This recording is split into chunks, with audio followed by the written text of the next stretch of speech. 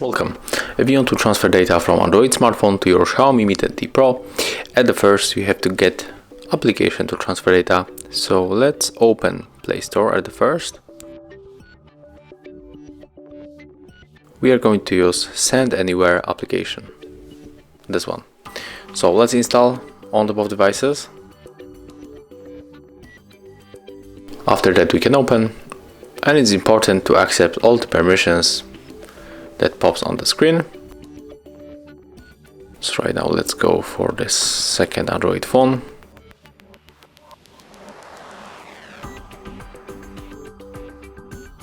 And right now, as you can see, we can send photos, videos, audio, apps, contacts,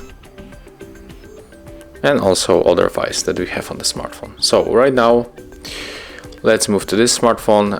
It's very important to be in the send mode. For example, we can pick up these few photos. It's only example, so right now move on the receive to your Mi 10T Pro, and right now click send on this Android phone. Then we have to input this key right here in this pool. So click and then input, click receive. Now we have to wait a little bit. And as you can see, the transfer is complete. So right now we can open our gallery, where we are able to find this new 4 photos that we sent.